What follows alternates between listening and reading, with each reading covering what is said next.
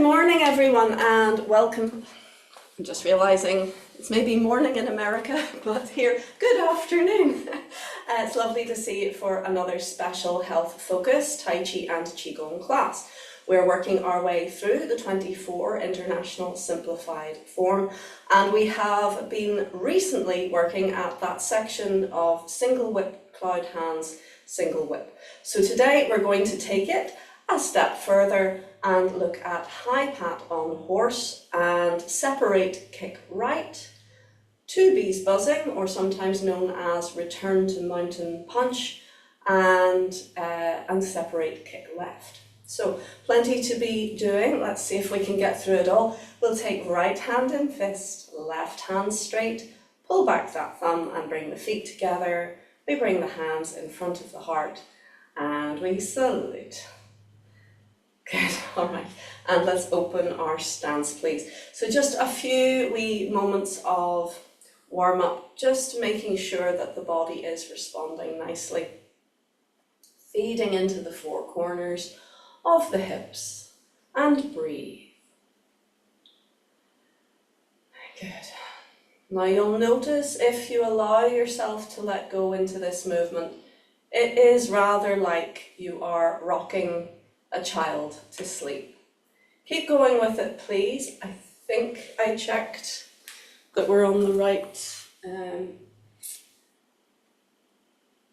yeah, we were on the right microphone. Good. Okay.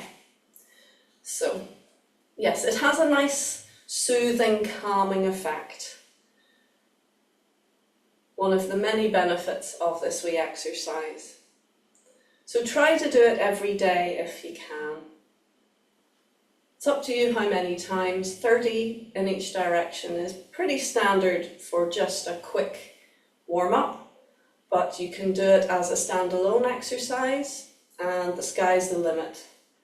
You can do as many as is comfortable. Good, let's change direction.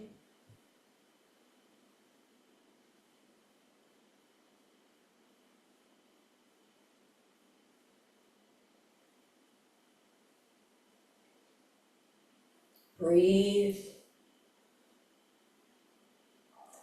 Yesterday in class we were talking about the importance of breath, and Tai Chi is what we call a aerobic form of exercise. So that's not to be confused with aerobics, with this stuff. Aerobic meaning that you're breathing as you practice. You're letting the breath flow, and that in turn feeds your muscles so that you stay comfortable. Whereas the likes of Long Fist, for example, or some of the faster Chinese martial arts, and most of them are faster than Tai Chi, there's not enough time to breathe often in a series of very fast movements. So really you take a deep breath, you go bum, bum, bum, bum, bum, bum, bum, and when you finish, then you breathe again. There may be some breath, but it's not fueling the muscles as you do it. There's just not time. Whereas with Tai Chi, each movement has its own breath. You let the breath flow with the movement. Good, let's come back to the center and a little turn in the waist. So as a result of that, your system is continuously being fueled when you're doing Tai Chi. You're getting the oxygen that your muscles need so that they can remain strong, and the Qi can continuously flow. You can ride the wave of the flow of energy. Whereas often with a fast martial art, you'll find that, the person takes a deep breath, does the backflips and runs and jumps and kicks, and then afterwards has to pant, has to really breathe deeply and fast in order to replace the oxygen that they've just used up. Let's see if we can go a little bit wider and a little bit deeper and continue our practice. Very good. So there are different ways of doing things. If you want to execute very fast movements in a canon, very fast back-to-back, then there's no time to breathe in and out between each one. Whereas we have the luxury that we can breathe throughout all of our movements. And in fact, we don't ever want to hold our breath. Good, let's come up again. And you notice that if you were to hold your breath, Or if you were to exert yourself quite a lot and not get enough breath, that's when cramp comes in. So cramp is a result of anaerobic respiration as opposed to aerobic respiration. Basically, it means that the muscles aren't getting enough oxygen, and so they're having to find another way to live briefly until the oxygen is easily accessible again. Change direction, please. And there are ways that the body can live, or rather the muscles can live, for short bursts of action without enough oxygen. They turn to another method of making energy. But that method is less effective and ends up with a byproduct of lactic acid. So let's do it on the other side, please. So it's the lactic acid that builds up in the muscles when they are respiring another way, anaerobically, that causes cramp, or is one of the causes of cramp, we should say. So the best way, or a good way, should we say, a very good way to help if you are cramping is to breathe. We just want to keep breathing. Nice, deep, long, slow and steady breaths. Get as much oxygen as you can, change direction please, so that you are feeding the muscles with oxygen and they no longer have to rely on anaerobic respiration. Shaking out please. Another reason for cramp is not enough magnesium in our systems. So ideally a good diet should give us enough magnesium, but often with let's link the fingers please, bend the knees. Often with agriculture as it is, with intensive farming techniques, there just isn't enough richness in the earth anymore, in the soil, to give us the magnesium that we need. But magnesium-rich foods are very useful. So almonds are very high in magnesium. I've had students asking me in the past, I don't like almonds, can I have walnuts? Well, walnuts are good, but they're good for different things. Different nuts have different properties. So change direction, please. Walnuts are very good for gynecological issues and for brain health. But for magnesium specifically, almonds are a good go-to. Good. Oily fish, if you eat oily fish and if you can get it sourced that it is a healthy, happy fish, not farmed intensely, it's very good. And your dark leafy greens. So we're talking about, let's circle those shoulders please. We're talking about kale, we're talking about cabbage, broccoli, what else? Spinach. All those dark leafy greens are very good. They're full of antioxidants, yes, but they're also high in magnesium, and that will help your body function well. Change direction, please. And as I mentioned yesterday, there's lots of different ways of getting your magnesium into you. So you can eat it in the form of foods, fruits and vegetables and fish and nuts. You can use a good supplement. We use magnesium bicyclinate, I think it's called. I will show you in a second. Circle the shoulders one at a time. You can rub it into your skin in the form of magnesium oil. So you can get that at your health food shops. Change direction, please. Sometimes sports products for recovery will do magnesium oil rubs. So you can deliver it straight into the tissue that is cramping. That's very useful. And also a real favourite of mine is Epsom salts baths. So there are different salts. It's not just all one kind of salt, but Epsom salt, maybe 5 fistfuls into a nice warm bath. Very, very useful. Or if you're having leg cramps, you can get a bucket and have a foot bath or a leg bath. So again, absorbing it straight in. Let's take a deep breath, lift. And relax, and again lift, and let's make fists this time. Breathe in, lift, and good, and just ease from your stance. As I mentioned yesterday, this is a kind of recap of what we talked about yesterday. I like to listen to my students if they have found things that are particularly useful for whatever ailment. They tell me and I take note and I pass the information on. So one lady had been told, I don't know where from, that using Vicks Vapor Rub between her toes would help release leg cramps during the night, and she found it really did. She said within 10 minutes of putting the Vicks between her toes, her muscles released, and it was a great relief to her, and she uses that regularly. Of course, with anything you need to check that you don't have an issue with it or sensitivity. For example, I'm allergic to Vicks Vapor Rub. I don't know what it is, but I can't do it. And the magnesium oil brings me out in a rash. So if you have sensitive skin, it's probably not the best one for you. I'm going to actually show you the magnesium that we take when we can get hold of it. I tried to buy it yesterday in the shop and they didn't have any. It's magnesium bisglycinate. So this product is Prize Mac, P-R-I-Z Mac, and it's pure magnesium bisglycinate. I can't say bisglycinate. So there are different kinds of magnesium, and some are much more potent and more useful to the body than others. So often the cheapest brands, you just end up taking them and they go through you and don't actually get absorbed at all. So be careful about that. Sometimes it is the case that the higher end price is actually a better product.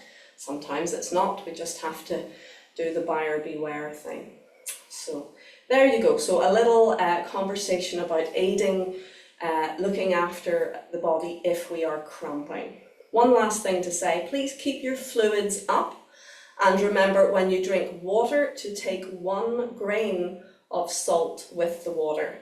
I use and would recommend Celtic salt because again it's high in magnesium and has a lot of trace minerals. So it's salt that has been gathered from a particular area in the sea around Ireland. It's also sometimes around France, that has a particularly good mix of minerals that are very, very good for helping muscles and nerves function optimally and also help our bones stay nice and strong.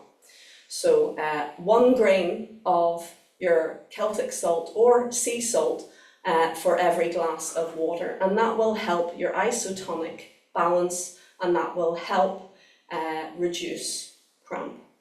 Okay, so let's do a little leg stretch because we're going to do kicks today and then we'll jump into the form. So I'm going to ask you, I'm going to show it sideways on, just to send your leg forwards and step down.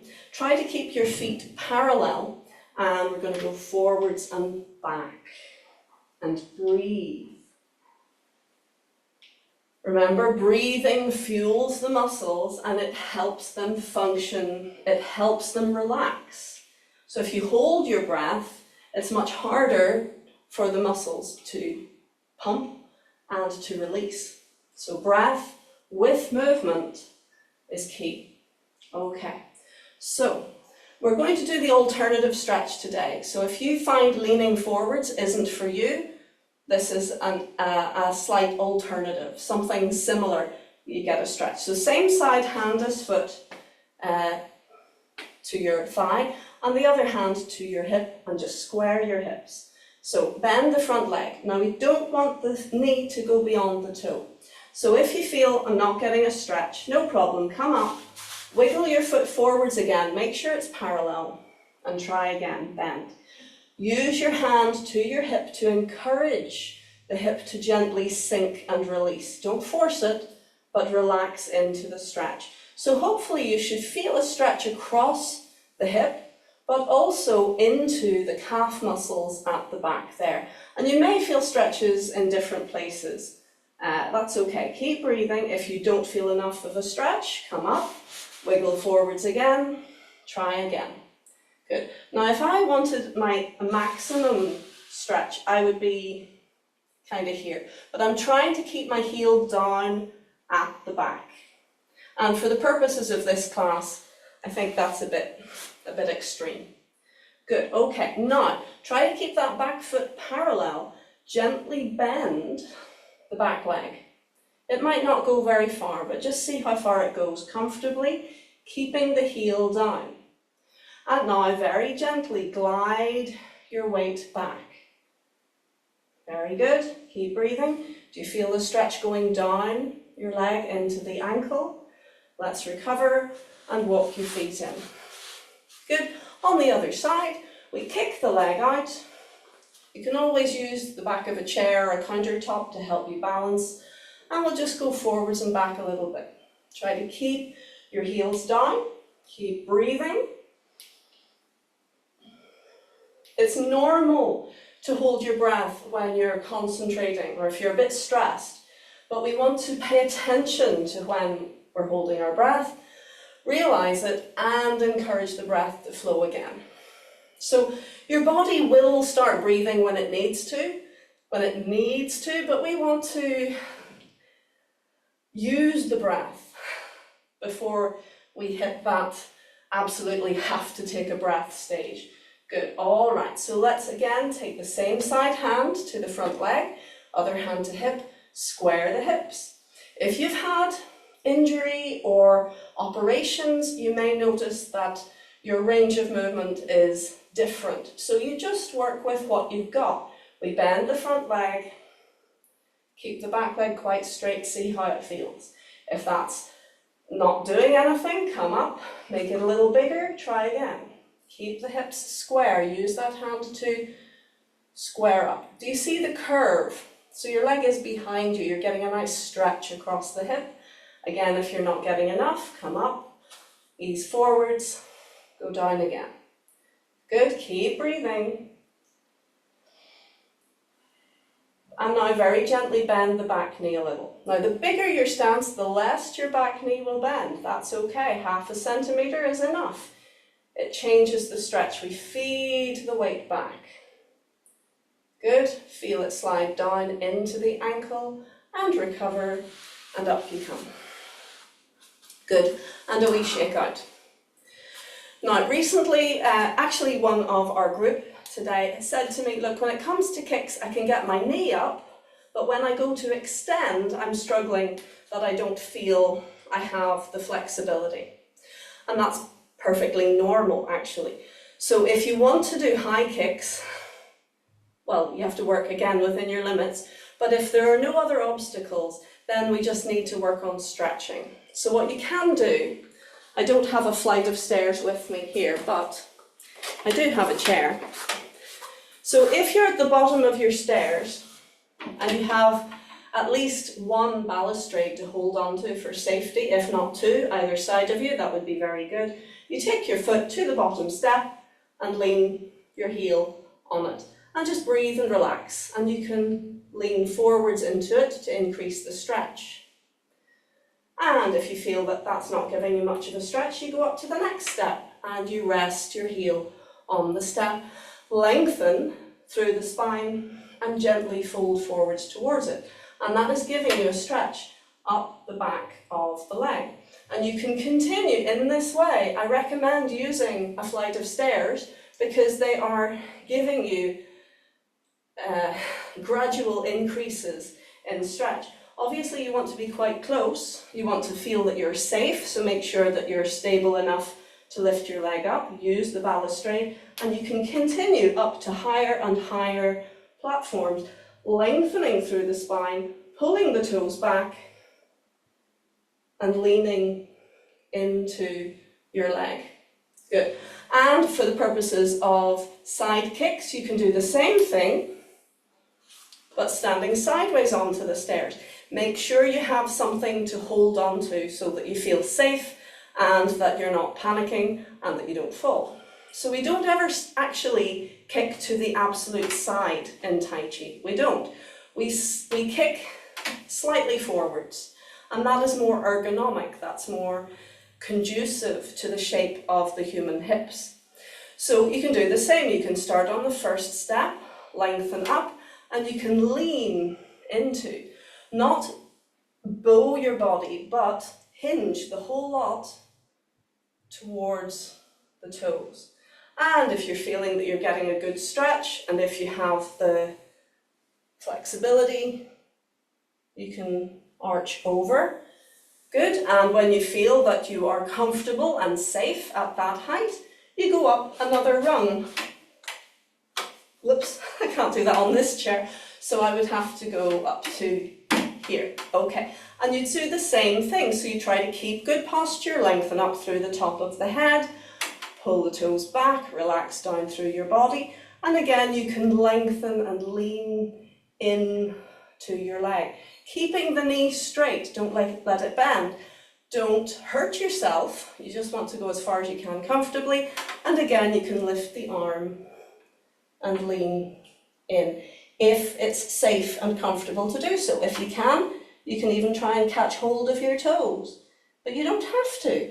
As long as you feel a stretch, that's what we're looking for, and then you can bring your foot safely down, do it on the other side. So I'm not sure if everyone has the equipment there with you to do these stretches here, but if you have a flight of stairs, perfect. Try to get close to the stairs so that you have a comfortable distance. You're not knocking yourself out trying to reach, but that you stand closer. The higher up you go, you need to be closer still. And I would definitely recommend you do it at the base of any staircase that you use. Please don't do it in the middle of the staircase or the top of the staircase. We want to address health and safety at every level. But of course you don't need to use stairs. You could use stools, chairs like I just did.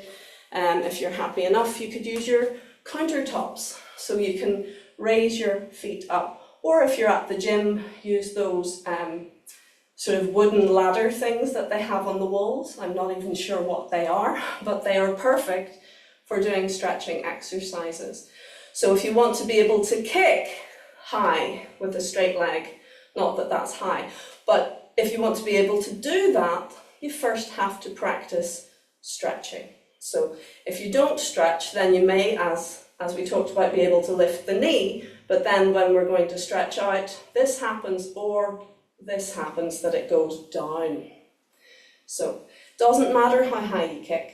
Actually in Tai Chi, low kicks are far more effective from the martial perspective. We can attack the shins, we can attack the knee. At the very highest, normally we would attack the hip. So we don't tend to be kicking people in the face or coming down on the top of their head with our legs. We don't do that, but it's fun if you can lift your leg. Feels fun. Okay, so let us do a little bit of practice for high pat on horse, separate, kick right, two bees buzzing, separate, kick left. Okay, so the last movement we have done is single whip, and we've done single whip to our, to the left with our body facing the diagonal. So we're in this hybrid position. The arms are in line with the legs. So if you're a mathematical mind, we have 135 degrees. So that's 90 degrees plus 45 degrees, 135 degrees. We're going to look back, untwist the arm and open the hand. And we're going to feed the weight forwards and bring the back foot and the hand in. The foot is coming halfway in. We put the foot down and feed the weight back and turn to our side. The right hand is coming past the ear and chopping forwards, and the left hand is coming back to the waist. We're releasing the left foot, bringing both in together. That's called high pat on horse. Good, rest, and I want to show you that from the front. Okay, so high pat on horse is a movement that you could use if someone grabs you by the wrist. Rather than trying to push them away or twist out of the position, you turn the palm but you bring it in towards you. So you're actually bringing your attacker towards you. But at the same time, you strike to their throat. So you're pulling them off balance, they're coming towards you, and you're hitting their voice box. So it's a nasty movement. And it's unexpected. If an attacker attacks normally, they expect you to try to get away or to keep them at arm's length. So you're actually bringing them in towards you, but hitting them at the same time. So if you watch me, please, from the front view, we look back, we untwist, we take a half step with the back foot, the hand coming with the foot, we put the weight down, we turn to face forwards, and the left side coming in and the right side chopping at throat height. So when we don't actually have an attacker, we do what's called shadow boxing. So we're using our own size to guide us to where the attacker would be. So if Willem were to attack me and I wanted to strike his throat, I'd have to strike high. But I could just as easily strike him in the chest or adapt the move. But that's the movement. So one side is coming in, one side is going out, and that is an easy move to do because we're turning the waist. So the waist turns, which brings one side back and the other side forwards. And we can practice that with our trusty rolling of the bull. Can you do that with me, please? Turn your waist, one hand towards you, one hand away from you. And it's the blade of the hand that's pushing forwards. Think of it as a chop. You're chopping to the voice box. You'll notice this with most martial arts. When it comes down to it, they are nasty. It is fighting dirty. You don't attack someone at their strengths, you attack them where they're weakest. And even if someone is a very powerful, muscly person, their voice box is vulnerable. So you don't try and hit them in their muscles, you hit them where it hurts. You'd think that I was a very violent person. I've never, well, maybe had a few play fights with my brother, but apart from that, I don't fight and don't want to. But it's good to understand the mechanics of the movement, which then gives you a focus, a feeling of how to do the movement. Good, all right, so let's now do the movement together. Let's stand on the left leg forwards, relax down, the body is facing the corner.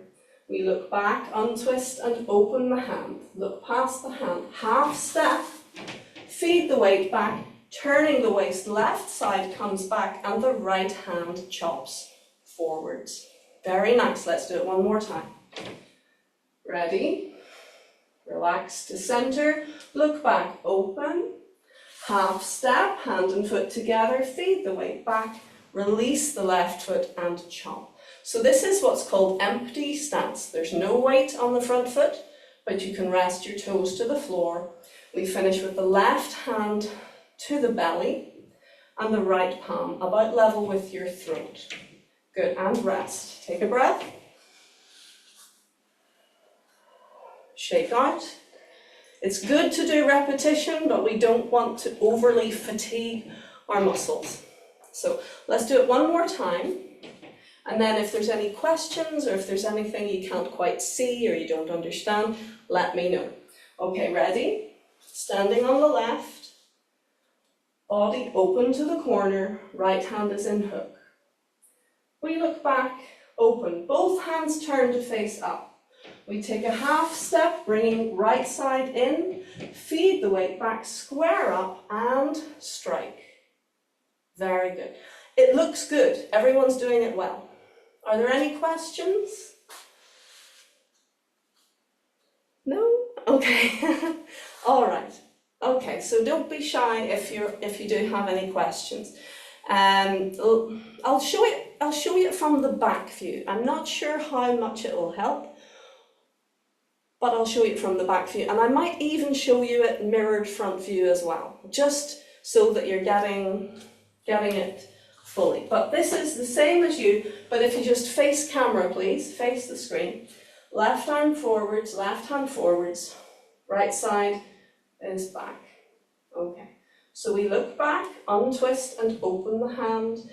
Right side comes halfway in, feed the weight back, square up, left hand to body, right hand strikes. Good, and rest. Good, okay. Just to confuse my wee brain, I'm going to do it facing you and mirror. So, your left side forwards, please. It always concerns me how natural it feels when I do mirror it, but here we are. Okay, so we're going to look back, open, palms face up half step, bringing the right side in, feed the weight back and strike. Very good, well done, and rest. Okay, take a breath. So that is your high pat on horse. And the way I remember it, you think of holding a sugar cube in one hand and the horse comes to eat the sugar cube and then you pat it on the head and that kind of gives you the, the shape. So the horse's head, the face is long, it's eating the sugar cube and you're going, nice horsey. But of course it's not a patting downwards, it's a shearing motion forwards at throat height. Good, okay, so from high pat on horse, we now have separate kick right, and it's not to the side, as I say, it's to the diagonal. So I'll show you the way it's meant to be. We've done our high pat on horse. We have our little transition move, which is the right hand scooping down and turning to face up, and the left hand just traveling forwards a little bit. And then we have a slight lift. So it's like you're lifting your hands and pulling a string on your foot, just a slight lift, just enough to then take a step. So the body sinks down as the arms roll up, turning over, and we feed the weight forwards and look past the left hand, look past the right hand, look to the center as we gather, and everything lifts as one, to then turn the toes, turn the hands, and kick into the diagonal. And we lower the toes and square the hips up to step down for our next step. Okay, so there's a lot going on there. Okay, I'm going to do it facing you, and I'm not mirroring it, I'm just going to show you it from a different angle. Okay, so we have done our high pat on horse. I will come closer and we'll do the arms closer still. So we scoop, come under, cross arms, and a little lift. And then we're stepping forwards. So as we step forwards, the body sinks down as the arms come up. There's your yin and yang. The palms have turned over. And we turn out the foot a little bit. We look to the left, over the left hands. Look to the right, over the right hands. Look to the center as we gather everything into center and everything lifts. So do you see that we're lifting up, stretching the leg, the supporting leg. And then that's preparation. We turn the toes, turn hands, and kick, lengthening to the diagonal. Hands in line with feet, eye line, also same line. And the other hand is to the other diagonal, so it balances before we bring the toes down, frame the foot, frame the leg, and step down. Okay, so a lot going on there. Let's just look at the arms, not worry about the legs for a second. I'll come a wee bit closer. So we've done our high pat on horse. I'm going to mirror it.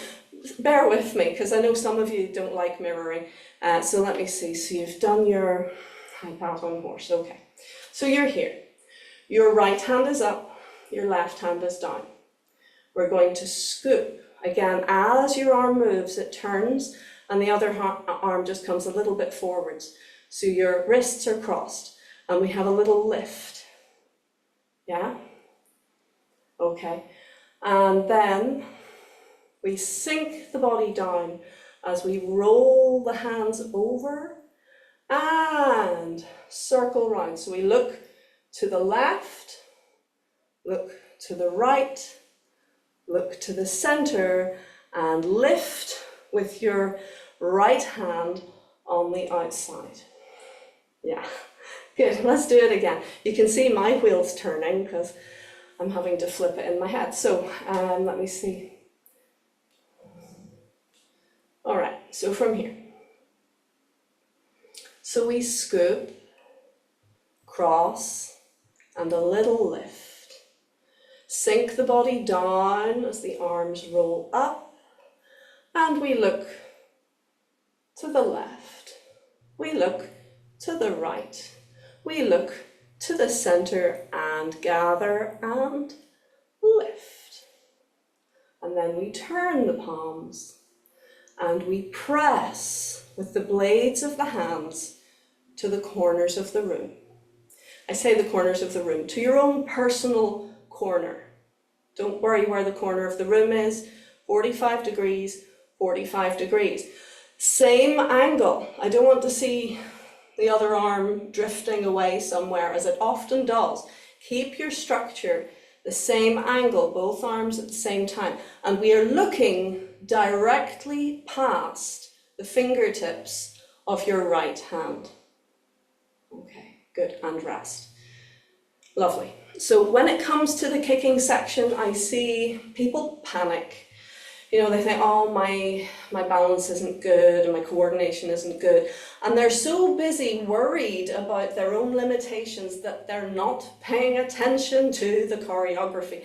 And the thing is, the choreography gives us structure, it gives us balance. If you do it right, you don't have to worry about your balance and everything else. Of course, if you feel you've not got your balance, then do not lift.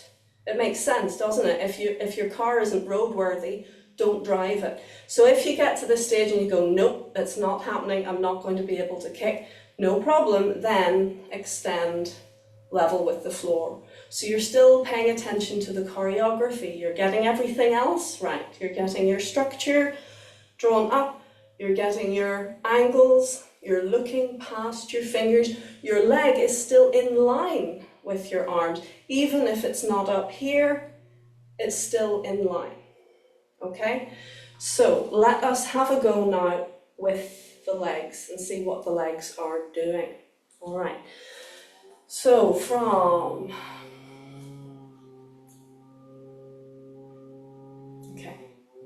So we're standing on your right leg, your left leg is empty. We scoop down underneath, cross at the wrists, and the little lift. And do you see how little it is? It's not a up here. It's just a release. Release the foot so that you can step. The body sinks down. That allows you to extend and step away from you. The arms roll up at the same time. And you look to your left. Taking the weight forward, look to the right. Now everything center, including the eye line. Right hand underneath, everything up as one. Turn palms, pull back toes, and kick. Good. Toes down, square up, so the arms are either side of the thigh and sink down. And step. We'll not do the next movement. Good. And rest. Yeah, it's hard work. It is hard work. So when it comes to this aspect of a form, when you're really working your heart and you're working your muscles a bit more, repetition is not as easy to do again, especially if you're working with a condition. So let's do it, but we'll all agree to just kick down here. You can just kick just off the floor. You could do it seated as well. You don't have to push the boat. Okay, so one more time facing each other. Let's add high pad on horse, shall we? So we're stepping forwards with the left. Open to the corner. We look back and open. We take a half step, bringing the hand halfway in, and feed the weight back. One hand to waist, one hand chops, level with the throat. We scoop down and under. Hand at the waist, belly comes forwards, and just your little release, little lift. Now sink the body down as you roll the arms up and step forwards. And feeding the weight forwards, look to the left. Turn the toe out a wee bit, because that will help. Look to the right. Look to the center. Everything gathers and everything as one comes up. Check your posture, top of the head up, chin down and back, and extend, doesn't matter how high, let's extend low. Keep the arms level, hand, foot, eye line in one line. Release, square up, sink down, step down. Beautiful, rest. Good stuff. Okay, so we're introducing this section of the form today. It'll need work, it always needs work. Please don't expect to be able to just get something in one class. Tai Chi doesn't work like that. It's like a big fancy jigsaw. You just sit, and if you can get one little piece into place, happy days. It takes repetition, going through this video again and again, working with me again and again, and gradually it all falls into place. So please don't be hard on yourself, and don't be hard on your physicality either. You just do what you can. Okay, so let's look at the next bit. To give you a break from that high octane stuff, we have a beautiful move which is called wind-pierced ears, two bees buzzing, return to mountain punch. It has lots of names and it's all the same movement. The reason it's called wind-pierced ears is because it is a strike to the temples, and you could actually manage to strike somebody's ears if you did this. And if you were to get their ears, actually it could kill them. So don't do this one, please, unless you're in dire straits. But even the strike to the temples is very disconcerting. Again, it's a weak point in the skull. You're attacking the skull itself, or the ears. So if you got the ears, you could cause an embolism, or you could cause their eardrums to burst with the impact. So really seriously nasty stuff. Don't do it. But having said that, it allows you to understand what the movement is and where to place your hands. So you have stepped down. Just for the purposes of viewing, we're going to do it facing forward. So you have stepped down, and as you step down, you curl your hands into fists. Notice I'm not just closing my fists. I'm not doing this. I'm doing this. If you curl your little finger, then your ring finger, then your middle finger, then your index finger, and then your thumb on the outside, that gives you 4 times the strength of grip than if you just close everything as one. So it's a lovely little nuance that you curl into fists. Have a go with that. And you're actually stimulating each meridian in turn, which also is much more beneficial to all of your energetic flow through your body than if you just do this, which is one mechanical action. Everything is stimulated, but less gracefully, less individually. It's just not the same. So we're going to step down and make fists, curl into fists. So we're starting at around belly height, dantian height. As we feed the weight forwards, we're feeding the arms out and rotating them forwards and round. So we finish the punch level with your own temples. Again, we are acting as if we're fighting our own shadow. We're shadow boxing. Good, so do that again, please. So we step down and we curl into fists. We feed the weight forwards and circle around and in. So by the time you're up here, your fists are facing out. So if I show you from the side, you're twisting your arms as you come around. So you're finishing with your palms fully twisted. Can you see that? Fully twisted, facing out. So your arms are in a full twist. Good. And rest. So a twist strengthens the structures and increases the energetic flow. It also helps our guidance system with accuracy. Think of a bullet coming out of a gun. It goes through the chamber on a twist.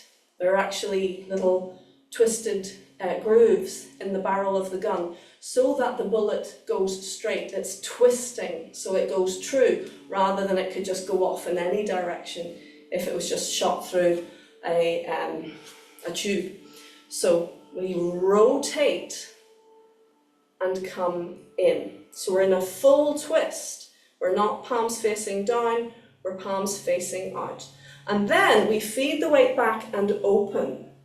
Turn our center, for now we'll just turn a little bit, and scoop the arms down so that you feed forwards, and again the arms gather the leg and you can come up all together. And then we have separate, kick, left. So it's the same kick, but on the other side.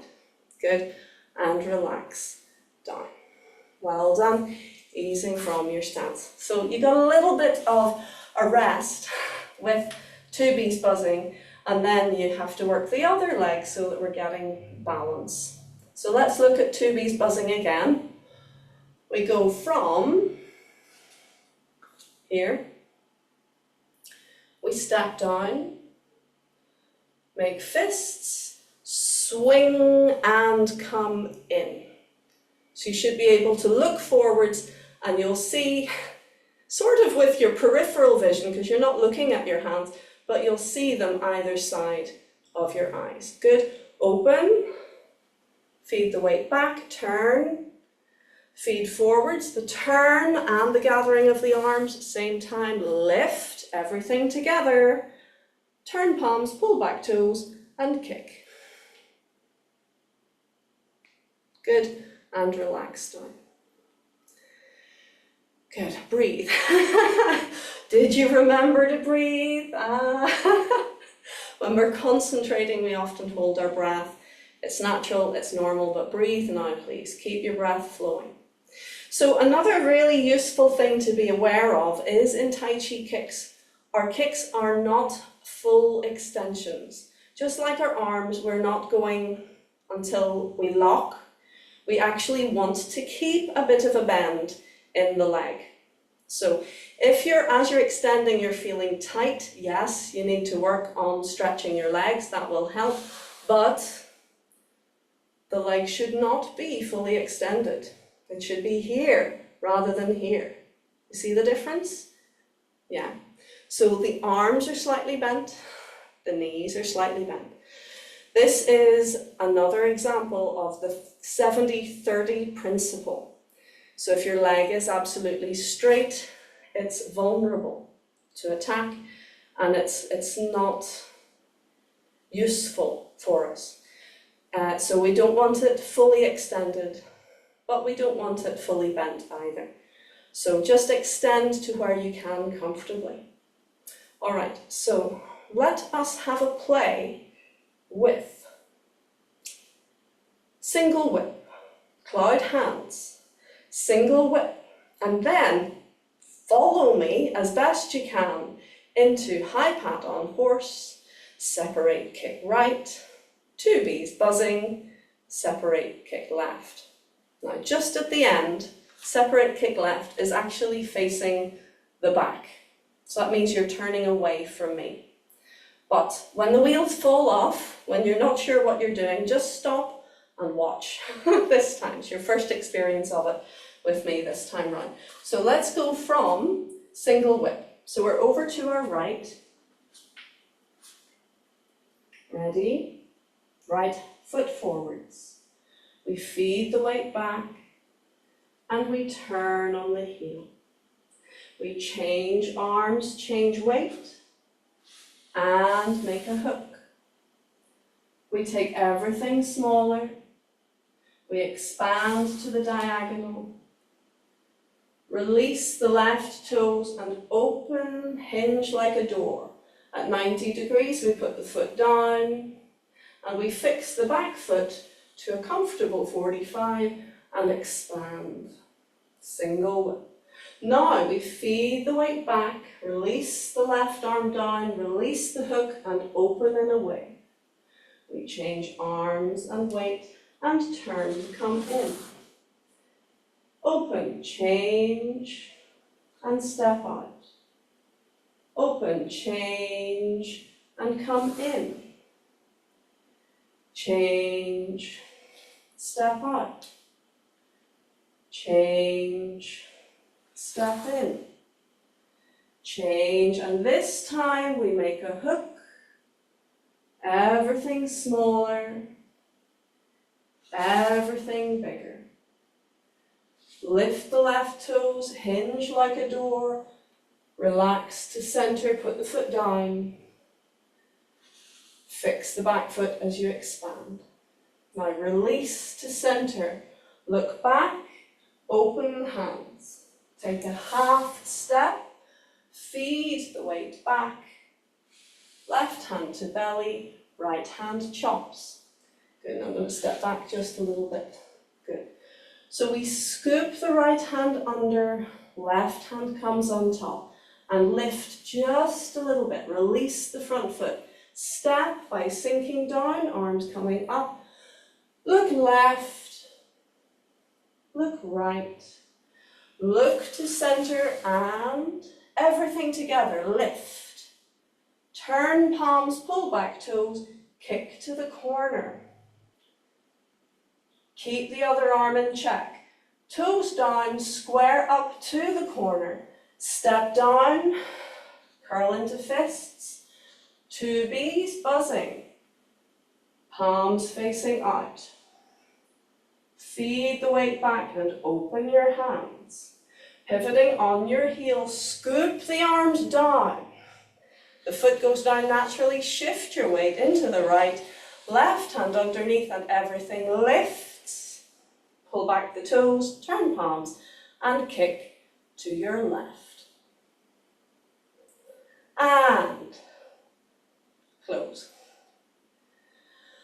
Jolly good attempt, well done, and relax. Okay, so you may have noticed that this section is a bit more high octane. This is your firework display, if you like. The kicking section is always, it's just nice to look at, you know, if you're actually performing it, it gives people something to go, ooh, ah, you know, rather than just, yeah.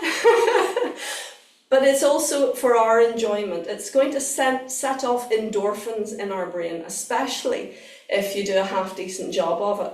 But an extension stretching releases endorphins in our brain. It actually helps us to feel good. The stretching helps to release those muscles and aids fresh oxygen and fresh energy flowing through the structures. So it's very, very useful for health. It looks nice, it feels nice, it's a challenge, and challenges are also very useful. Okay, so are there any questions about any of that? So we've only just touched on it, I've just pulled you through the whole thing once, but is there anything you want to ask? No? Okay, well we've only a couple of minutes left, so we'll leave it for now, but we have touched on that section. So next week we will revise that section, and wouldn't it be nice then to put it back into the form, and we'll do the form all the way up until there. Now that being said, next week I'm going to be in a different venue, and imagine that I might not have a lot of physical space, so we may be looking at details and arm exercises next week, but this is where we are. We're sort of working on the form up to and including separate kick right, two bees buzzing, separate kick left. I think you're doing very well indeed. Let's come together and we'll do a little bit of a warm down. Breathe and relax. So as I say, when we're stressed or trying to learn something new, the likelihood is that we hold our breath as we learn it. So that's human nature, that's normal. So the advice is to be aware of the breath and to keep checking in on the breath. It's okay to hold the breath, but when you realize you're doing it, breathe again. And to help that, you can take simple exercises like this and just be aware of the breath as you do it. Notice how the breath flows. Very interesting thing, the body knows exactly what it's doing, but it will breathe the way you need it to breathe. So if you're doing a lot of heavy work, it'll breathe heavier and deeper in order to sustain that work. So you don't have to tell the breath how to breathe, you just have to pay attention that it is happening. Good, come up. And if it isn't happening, just note it, let go and breathe. Good. Let's go over the shoulders.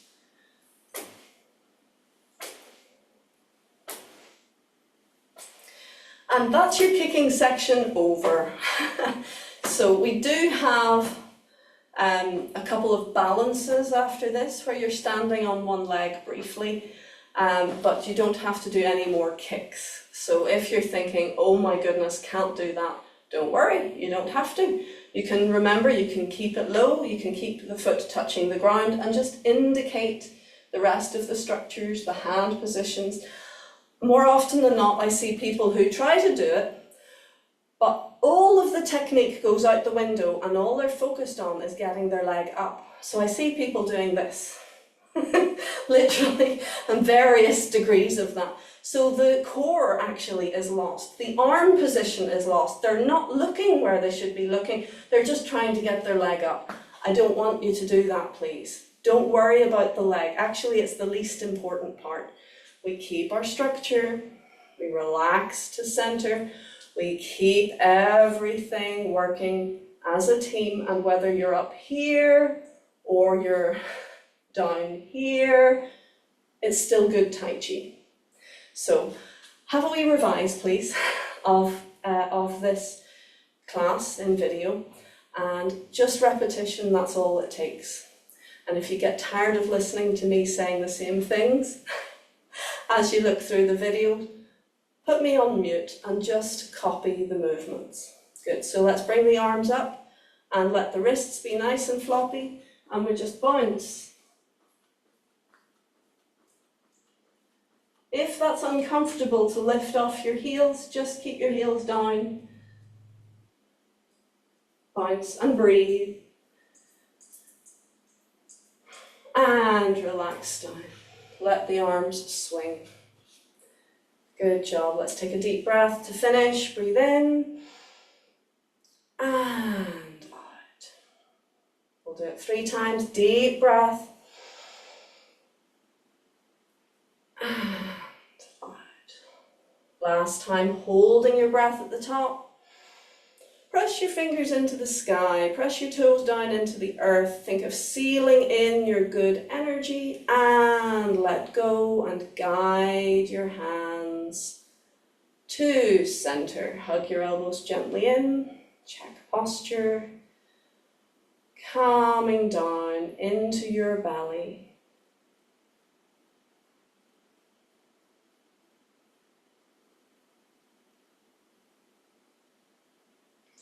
And feel your energy is stronger. Beautiful, well done. Let's relax down. And we'd better finish there. Apologies for a couple of minutes over. And I look forward to seeing you next time. Good. Well done, everyone. I'm not going to stop the recording because it froze on me last week. So you're still being recorded. But how are we all? You okay? I put you through your paces, hey? Yeah.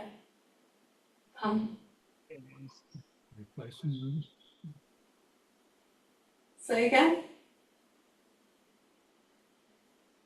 No, nothing. John, how are you feeling? I'm good, thank you. Yeah, was that clarifying anything at all for you? Yes, it was. The arms and the look left, look right. I wasn't doing.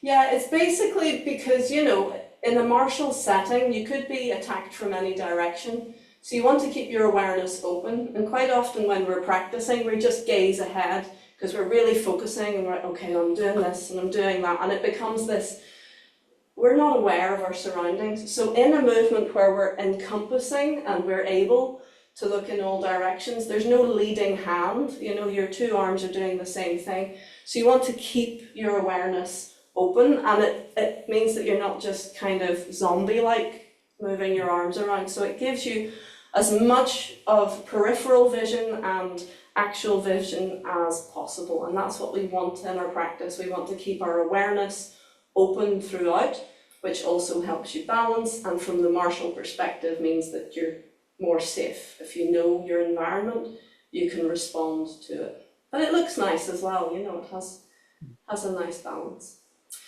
Good, well done everybody. Thank you so much. I'm sure we'll see you next week. It'll be interesting to see what space I've got to work with. And I'll hopefully have Willem standing by, so if something goes wrong technology-wise, he'll have us covered. All right, thank you so much. Take care. All the best. Bye.